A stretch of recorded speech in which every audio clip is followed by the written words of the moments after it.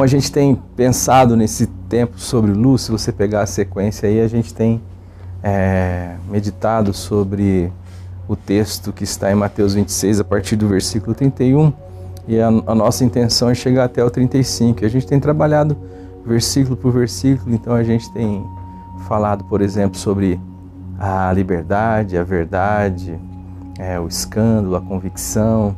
E hoje eu queria trabalhar um aspecto também da convicção, só que um aspecto negativo, porque a convicção que Jesus tinha da sua ressurreição era uma convicção, e que ele trata isso no verso anterior, e que nós falamos um pouquinho da vez passada.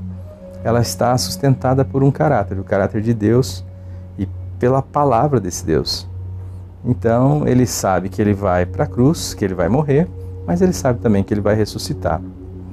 E agora Pedro resolve dar uma fala. Pedro é um poeta de boca calada, né? A não ser quando o Espírito o inspira, ele tem umas falas muito, muito peculiares.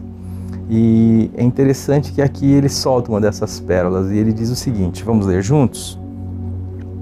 Disse-lhe Pedro, verso 33 de Mateus 26, ainda que venhas a ser um tropeço para todos, nunca o serás para mim. Pedro, ele é um cara que ele está descolado aqui, ele tá, sabe aquela história de que gato escaldado em água fria de água quente tem medo? Lá em Mateus 16, ele se opôs à cruz de Jesus. Quando Jesus também fala da necessidade da cruz, ele diz assim, chamando-o à parte, diz o texto, repreendendo, disse, de modo nenhum isso te acontecerá. E não sei se você está lembrado, mas o que ele diz lá, o que Jesus diz lá é: arreda-te de mim, Satanás, porque você não cogita das coisas dos homens, das coisas de Deus e sim das dos homens. Sempre que a gente omite a cruz ou que tenta promover uma fé cristã ou um Cristo sem cruz, você está cogitando dos homens e não de Deus, e nós nos tornamos Satanás nesse processo, porque o maior interessado nisso é o inimigo da minha e da sua alma. Então Pedro já está com essa experiência acumulada e agora ele está num outro momento e Deus e Jesus novamente enfoca aqui a necessidade da cruz, da morte. Mas agora ele aprendeu que não se pode ser contra a cruz.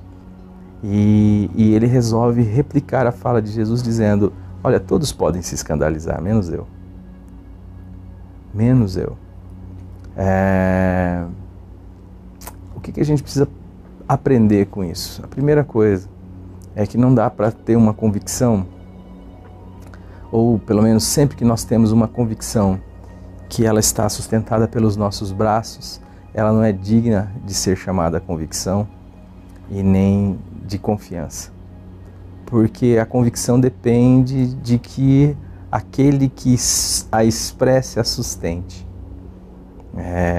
Você pode até estar convicto de algo, mas saiba de uma coisa, se estiver sustentado em você, terá um prazo.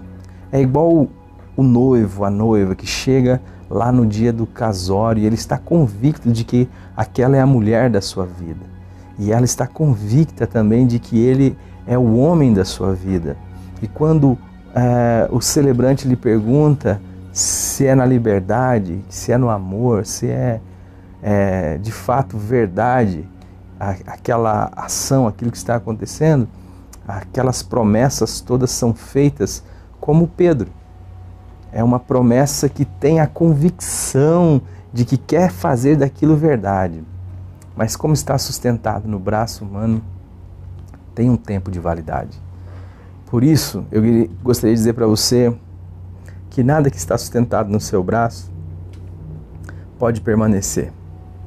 Nem a sua fé em Jesus, nem a sua convicção teológica, nem o seu desempenho religioso, nem nada. Tudo que está sustentado por você tem um tempo para acabar. E irá acabar. Por isso, querido, Pedro vai aprender no segundo momento aonde essa convicção vai lhe levar. Às vezes você está convicto de algo que é extremamente belo, bom, como aqui no caso, Jesus e sua cruz. Mas se você estiver sustentando a sua convicção vai se esvair. Se você estiver sustentando a sua fé vai se esvair. Se você estiver sustentando a sua salvação vai se esvair. Se você estiver sustentando a sua paz vai se esvair. Porque só Deus pode sustentar de forma absoluta a nossa fé, a nossa vida e tudo aquilo que a gente se empenha em se comprometer e fazer.